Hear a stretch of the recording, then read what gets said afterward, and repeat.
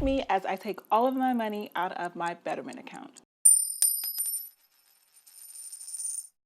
Hi everyone, this is Camilla, the Focus Spender, and welcome to my channel where I teach you how to get out of debt, save more money, and invest so that you can build wealth and leave a lasting legacy. So yes, you did hear that right. I'm going to take all of my money out of my Betterment account, but it's for a very good reason. Now, let me clarify one thing. Within my Betterment account, which I've had since I think about 2016, 2018, I have two sub-accounts. One is my Build Wealth account and one is my house fund. So my Build Wealth account is aggressive. It used to be 100% stocks. Now it's about 90% stocks, 10% bonds.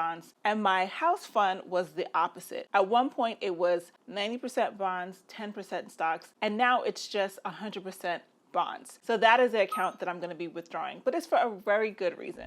So a couple of months ago, my husband and I, we bought a new used car, and now I'm ready to pay it off. So we are splitting the car. He's paying half, I'm paying half, and I wanted to take my money from someplace where I'm not earning that much interest and use it towards paying off this car. At first, I thought about taking the money from my savings account where I'm earning 3.9% interest. Now that the feds are bringing down interest rates, 3.9% is still a good percentage, so I don't want to use that account. What else could I do? And I decided Betterment was the way to go. Once I sat down and I looked at my account and I did some analysis, it became crystal clear. So do me a quick favor before I jump into my account and just give me a quick like if you are enjoying this video. So here we are in my Betterment account. You see I have the Build Wealth account, which is my individual taxable account. You can see I do not use the retirement account because I use Vanguard for my Roth IRA and my traditional IRA. And here you see I have my house fund account. It says goal missed because I really have not been doing too much with this account. Initially, when I started this account, it was because I wanted to save money to put a down payment on a house. And I had a very small goal of $25,000. I met that years ago. And because the account is so heavily invested in bonds, I started to move the money elsewhere,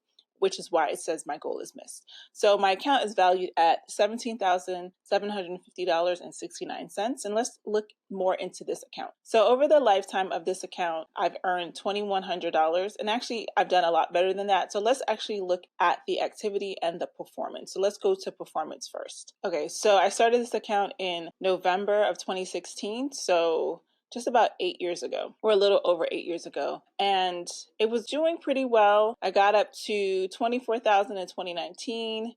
I think I got to a max of 31,000 in 2023. So you can see here, when I was at 31,000, the amount that I earned was only $868. So I really was not earning a lot of money because all this money was just going into stocks. I really wanted it to be passive, not aggressive. But the problem was that I just had too much money sitting here where it could have been doing much better someplace else. So I took a large chunk of it, about half the account, and I moved it into my Build Wealth account so that I could really start earning money on that money. And so in July of 2023, I took out half the account and then I just brought it down to 15,600. And since then, it's been doing fairly well. But because I'm not really earning that much money on it, I figured this is the perfect time to liquidate it and use it for something else. And the other thing that showed me that I really needed to move this money and use it towards my debt was this portfolio returns. So it looks fine where it says, okay, I have a return of 21.1%, but that's my total return. And so my annualized, how I did this current year, it's at 2.4%.